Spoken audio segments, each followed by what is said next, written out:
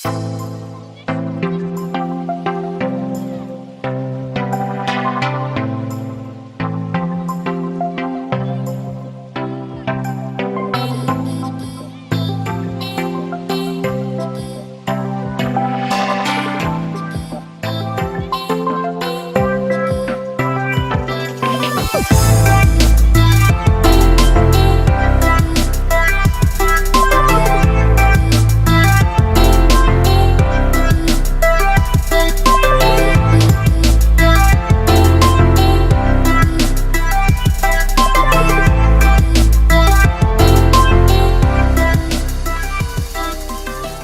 up, everyone? Hope you guys are doing well. Don't have too much going on. Right now it's about 9:30 a.m. I'm just gonna let the birds out, give them a little fly time, feed them, kind of show you guys what's going on. Not too much going on. Like I said, it's winter and pretty much we're just trying to keep the birds alive and keep them in shape until spring, and that's when all the action starts over again. So I'll let the birds out and I'll let you guys know what's going on.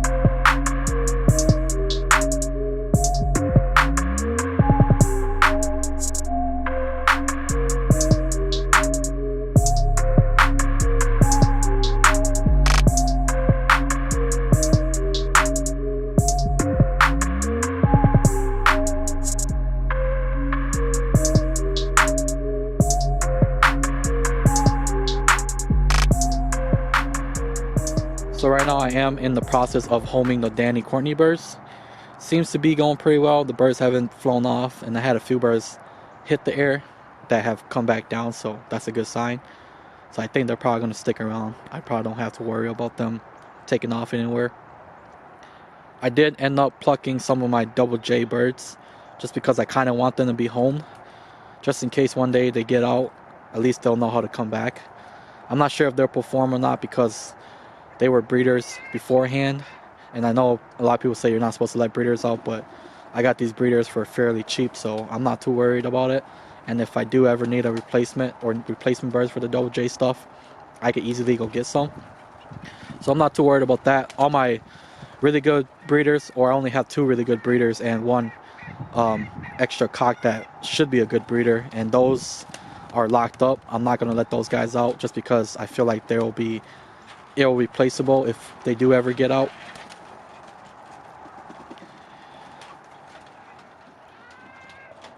So here's one of the breeders that is on lockdown. This is a original Mason cock bred by Wing Feather of Minnesota.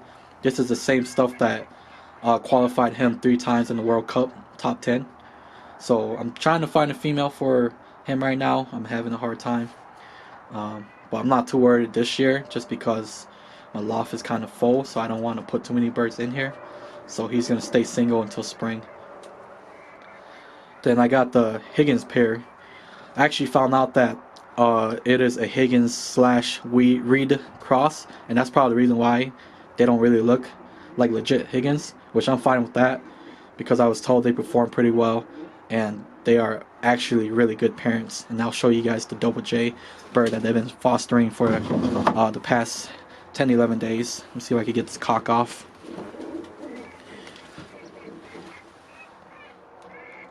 The baby's actually doing really well. Let's see if I can get this to focus or not. I'm not sure if it's going to focus, but maybe there's not enough light in here for it to focus.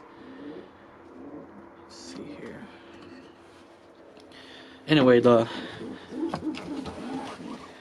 baby's doing really well. It's only a single baby, so they're pretty much feeding it like crazy, so I feel like it's going to be a really big bird. The parents are bigger birds, the double J parents, so I have hopes for this guy. Hopefully he turns out really good. And the final pair is the J Starly stuff down here. I think what I'm going to be doing is I'm going to give this pair to my buddy to breed a few sets and see how they turn out like. But most likely I'll be looking for either an extra Starly male or extra Starly female to breed with one of these guys, just so I could get them away from having them crooked feet babies, just because they're very strongly related looking at the pedigree. So we'll see what happens there. So the birds have been flying really well. They haven't been too active. It's probably because I've been feeding them a lot of corn and they've been on lockdown for like a week. So I mean, at least they're kidding really well, which that's fine with me. I just want them flying and not being lazy, so that's a good sign. And they fly about maybe like 30-40 minutes, unless it's really windy or if it's raining or snowing, which I haven't flown them in the snow yet, but most likely it'll probably be happening soon here since we're getting really close to December. So that's what's going on with the birds. They're doing really well in the air kit wise, so I'm happy with that. So somehow the Higgins hen got out. Well, it's my fault since I left the door open, but this is probably the second time that she's gotten out. I don't think she's gonna fly away. She looks pretty comfortable. And the last time she flew out, she kind of flapped around and she knew it was feeding time, so she came right back inside. So I'm not too worried about her. I'm not gonna pressure her to fly. I was told she's a good roller in the air, but I just want to keep her as a breeder and show her and the cock are really good foster parents, so I want to keep them around for that. As you can see, the cock is just sitting in there. I think he's trying to call for the hen. I heard some cooing a few seconds ago, but he kind of stopped. But yeah, I'll let her hang out with these other guys so she could get accommodated to the area.